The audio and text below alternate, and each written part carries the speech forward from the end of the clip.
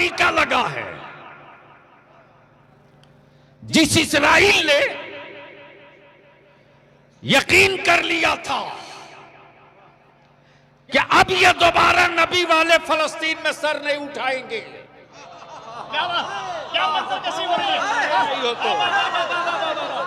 अब फलस्तीन वाले सर नहीं उठाएंगे, इसलिए कि 75 सालों से कुचला गया है ये, सर नहीं उठाएंगे। जब जब सर उठाया तब तक आतंकवादी का के मारा, कभी रॉकेट से मारा, कभी लॉन्चर से मारा, कभी गोलियों से मारा, कभी बंदूक से मारा, कभी डंडों से मारा। लेकिन बलियाबी कहता है बैतुल मुकद्दस की आजादी के लिए अपनी औलादों की जान का नजराना देने वाली मेरी कौम की बेटियों, तेरे जज्बे को सलाम, तेरी हिम्मत को सलाम, तेरे अज़्म को सलाम, तेरे अहद को सलाम। बता दिया फलस्तीन के मुस्तफा की बेटी फातिमा की कनीजों ने, बता दिया सैयदा फातिमा की कनीजों ने, ए दुनिया की औरतों, तुमने बेटा पैदा किया खानदान के लिए, मुस्तफा की उम्मत ने बेटा पैदा किया इस्लाम के लिए। इस्लाम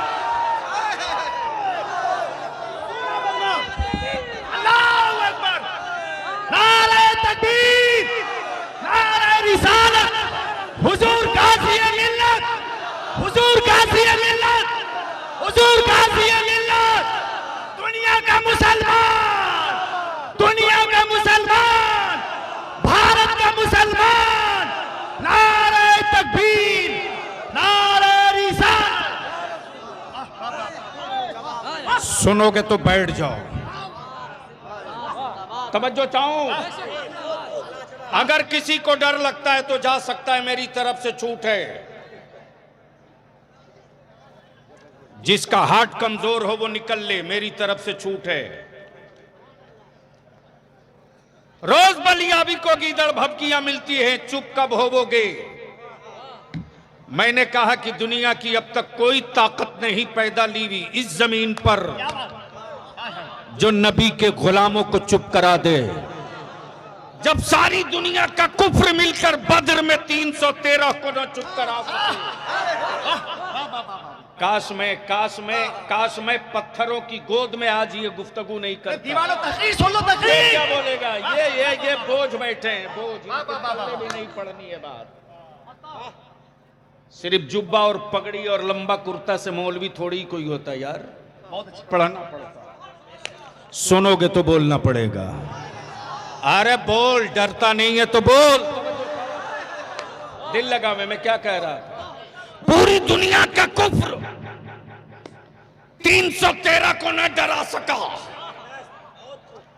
पूरी दुनिया का कुफ्र 313 को न डरा सका।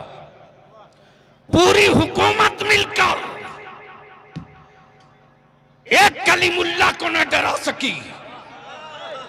नमरूद का पूरा सत्ता मिलकर एक खलीलुल्लाह को न डरा सकी। और 22,000 यजीद का लश्कर मिलकर एक हुसैन को न डरा सके। और पूरी दुनिया के बदअकीदे मिलकर बरेली के एक अहमद रजा को न डरा सके।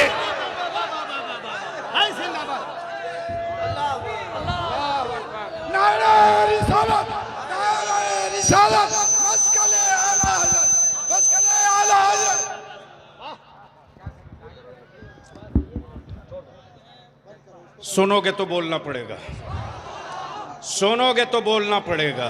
तवज्जो चाहूं, पढ़े लिखे लोग अगर बैठे हैं तो सुन लीजिए। मैं जानता हूं कि क्या होता है। जिंदाबाद। अगर ईमान जिंदा है तो कितनों का जिंदा है? जरा हाथ उठाओ, उठाए रखो। तुम्हारे पड़ोस में देख लो, कोई जिंदा ईमान वाला है या मरा हुआ है? जिसका न उठा हो समझ लो मरा हुआ है। आए क्या बोला? झूठ बोल रहे हो। अरे सब जिंदा होते तो मस्जिदों में नमाजियों की भीड़ जाती और हर मस्जिद से यही मैसेज निकलता कि ईमान वालों की साल में एक ईद नहीं होती है, बल्कि 24 घंटे में 5 वक्त ईद हुआ करती है। किसको किसको गलतफहमी में डाल रहे हो? नौजवानों, तुमसे बेहतर मेरी बेटियां हैं, मेरी माएं। आज भी कौम मुस्लिम की बेटियां कांच की चूड़ियां पहनती हैं। क्या बात है, जिंदाबाद। उनको भी इस बात का एहसास है कि माथे पर बेवगी का दाग लगे तो चूड़ियां तोड़ने में वक्त न लगे। लेकिन तुमने गुलामी का कड़ा पहन रखा है। और माफ करना, कुछ मजार बेचने वाले हरामखोरों ने बुजुर्गों की चादर के सौदागरों ने खानकाहों की अजमत के व्यापारियों ने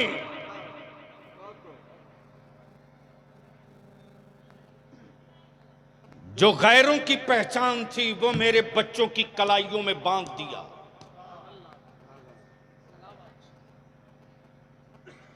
हमारा बच्चा अकीदत की भट्टी में जलते रहा।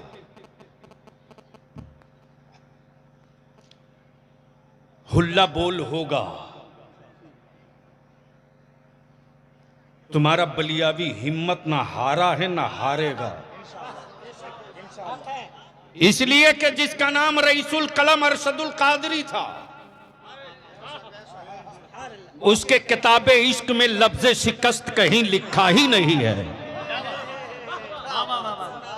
लफ्ज़े शिकस्त शायद तर्जमा करके बताना पड़ेगा। बिल्कुल सहल उर्दू है, कोई भी समझ।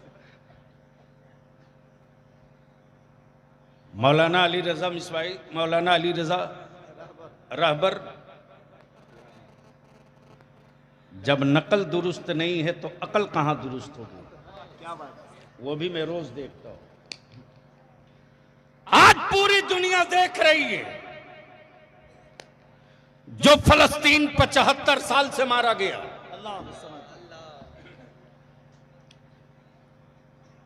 उसी बैतुल मुकद्दस के सहन में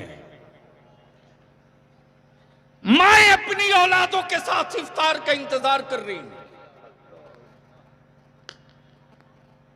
जुल्म के खंजर ने बेटों को 2 टुकड़े कर दिए, लेकिन उन माओं की हिम्मत नहीं टूटी।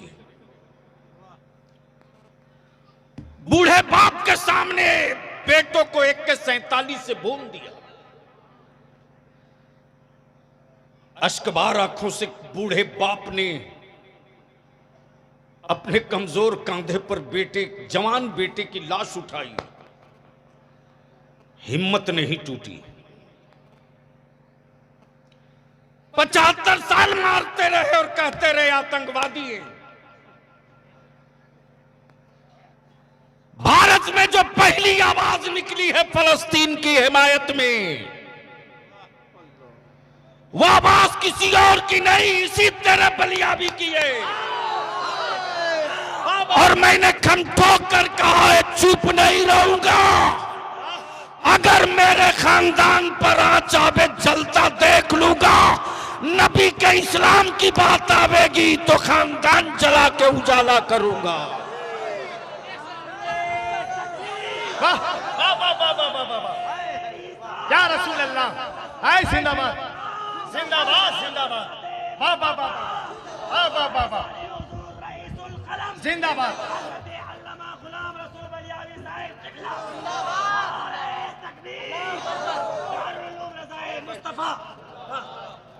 बैठो और सुनो, इतिहास का पन्ना मैं पलट रहा हूं।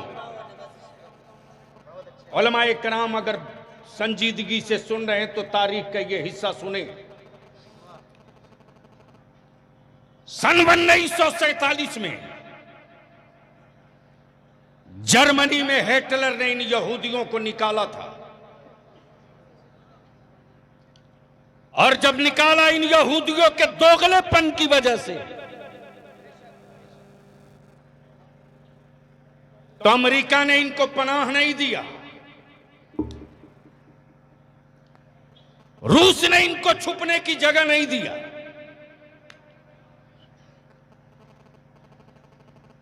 आज जो लोग इजराइल के पक्ष में खड़े हैं वो भक्त नहीं जगह दिए। लेकिन जब कई मुल्कों से फटे लौटे थे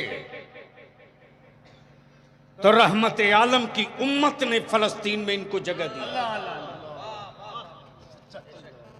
और सिर्फ जगह ही नहीं दिया, कहा भूखे हो मैं खाना खिलाऊंगा। प्लीज 1 सेकंड नहीं लगेगा, उतर के चल दूंगा। कैमरा बंद करो, मोबाइल बंद करो। ये बलियाबी है।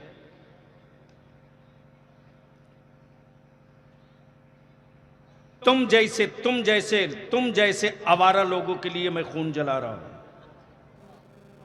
वरना खुद को जीने के लिए मेरे रब ने बहुत दे रखा है।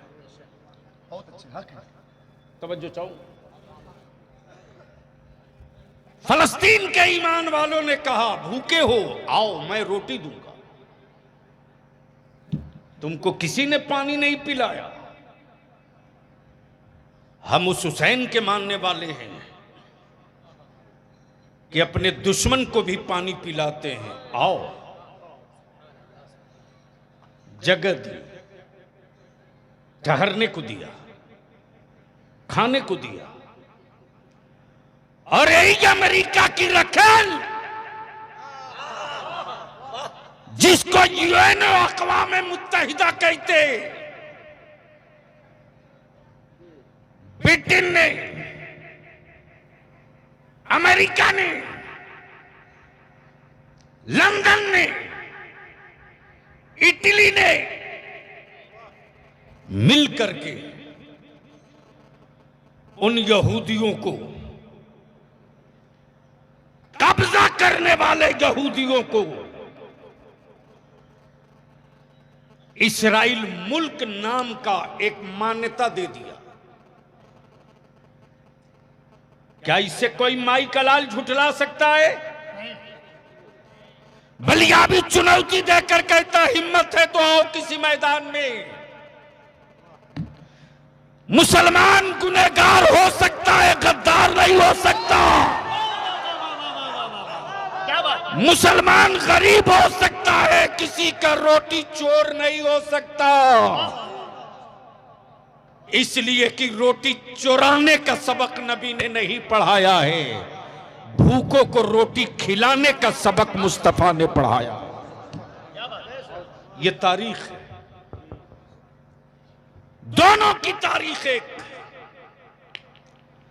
भारत में अंग्रेजों के खिलाफ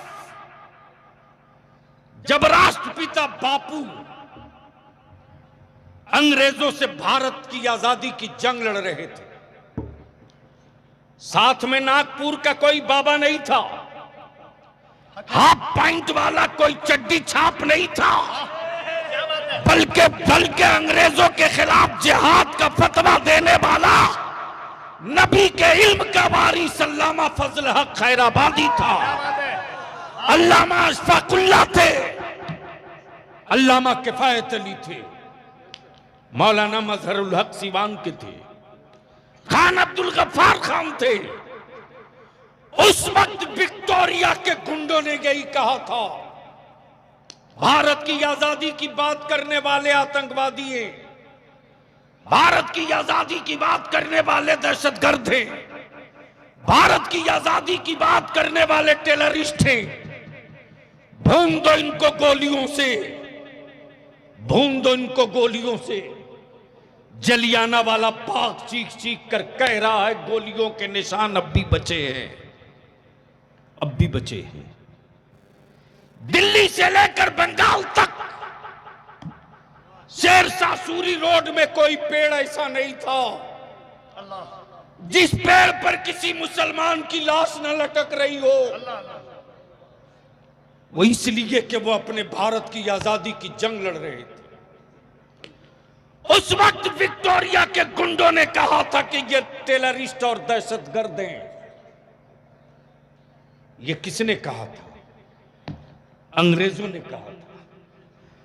और जिन लोगों ने अंग्रेजों की गुलामी की, चट्टी धोया, टुकड़े पर पले और हिंदुस्तान के जंगे आजादी के मुजाहिदों का कत्लेआम कराया, वो हरामखोर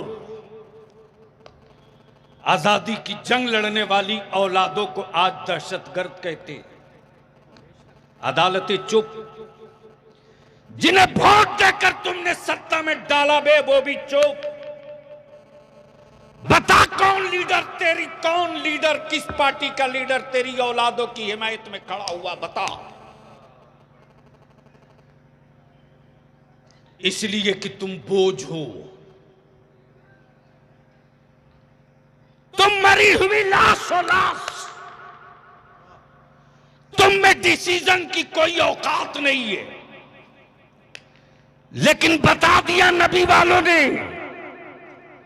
कि 75 साल लुटने के बावजूद भी बैतुल मुकद्दस के साए तले एक फैसला ले लिया, तो आज अमेरिका बाप बाप कर रहा है, आज इस्राइल दादा दादा कर रहा है, और ये कहने पर मजबूर हो रहा है कि सबसे लड़ा जा सकता है, नबी के गुलामों से कभी जीता नहीं जा सकता।